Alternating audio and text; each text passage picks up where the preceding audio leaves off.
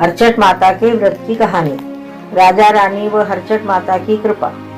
एक राज्य का एक राजा था, उसकी एक रानी थी। बहुत दिनों पश्चात उन्हें एक पुत्र हुआ। उन दिनों राजधानी में प्रजा को पानी की बहुत तकलीफ थी, अतः राजा ने एक तालाब खुदवाया, किंतु तालाब में पानी नहीं आया। राजा बहुत दुखी हुआ। उसने राजपुरोहित को बुलाकर इस समस्या का हल पूछा।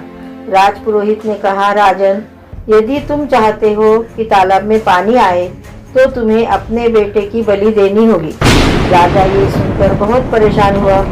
उसका एक ही बेटा था, परंतु प्रजा के सुख के लिए उसने बलि का निश्चय कर लिया। एक दिन हरचट पूजा का दिन आया तो उसने रानी को बुलाकर कहा, प्रिय, तुम्हारे मैके से खबर आई है कि तुम्हारी माँ बहुत बीमार है और तुरंत ही तुम्हें बुलवाया है, इसलिए मैंने तुम्हारे डोली का इंतजाम कर दिया है, तुम तुरंत चली जाओ। रानी सोचने लगी, आज मेरा हरचट माता का व्रत है, मैं कैसे जाऊं?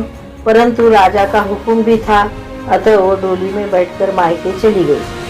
पुत्र पिता के पास न गया। जब डोली लेकर कहार रानी को ले जाने लगे तो रानी उससे बोली, ए कहार भाई, यह डोली ऐसे जगह से लेकर चलो जहाँ जमीन पर हल न चलाया हो, कुछ बोया न गया हो। कहार ने रानी का कहना मानकर ऐसे ही जगह से डोली ले गए। रास्ते में रानी ने राजा द्वारा खुदवाया तालाब भी देखा, जो बिल्कुल सूखा था। जब रानी मायके पहुंची तो उसने अपनी माँ को पूर्ण स्वस्थ व भली चंगी पाया और अपनी माँ को स्वस्थ देखकर चकित हो गई। माँ ने पूछा, बेटी, आज हरचट के दिन तू अपना बेटा छोड़कर क्यों आई? रानी बोली, माँ, तुम्हारी तबीयत ठीक नहीं है, ऐसा संदेश पाकर राजा ने मुझे तुरंत भेजा है। माँ बोली, बेटा, तेरे साथ किसी ने प्रपंच किया है, तू पल भर भी यहाँ मत रुक और तुरंत ससुराल चली जा। इधर राजा ने अपने बेटे की बलि तालाब में दे दी। तालाब पानी से लबालब भर गया। प्रजा प्रसन्न हो गई।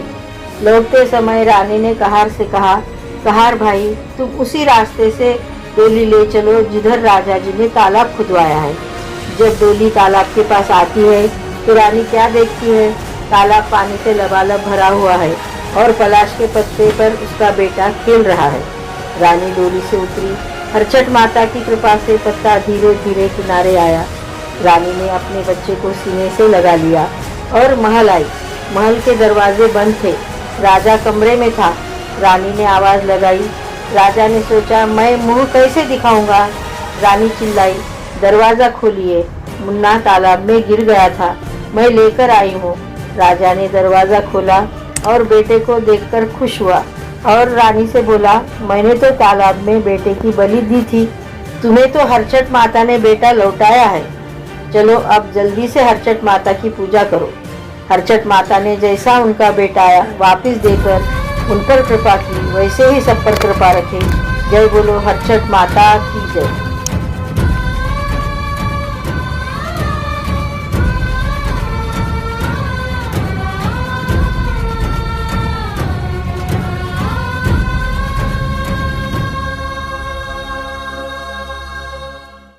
हरचट माँ की पूजा कब करना?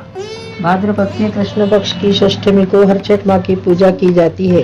यह यथार्थ में हरचट पूजा कहलाती है। किसने करना?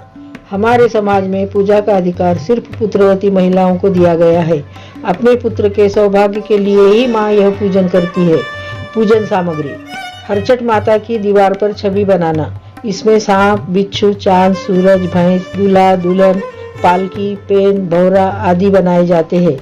मिट्टी के कुल्हड़ या स्टील के कप या कटोरी, एक पुत्र के लिए 12 कुल्हड़ और माता के लिए 6 कुल्हड़, इस हिसाब से कुल्हड़ लिए जाते हैं। गौर व सिंदूर: 6 प्रकार के अनाज जैसे कि मुरमुरे, भुने चने, ज्वारी की लाही, मखानी की लाही, बटाने, गेहूं, पलाश के पत्ते, दुर्वा, मोहे के पत्ते, पसई के चावल, 6 खूट यानी 12 पूरी, हलवा, कपूर, अगरबत्ती, तेल, घी, चिराग, गुड़, घी, 1 कलश, 1 कटोरी भैंस का दही, बच्चे के खेलने का सामान जैसे गोली, भौरा, बैट बॉल आदि।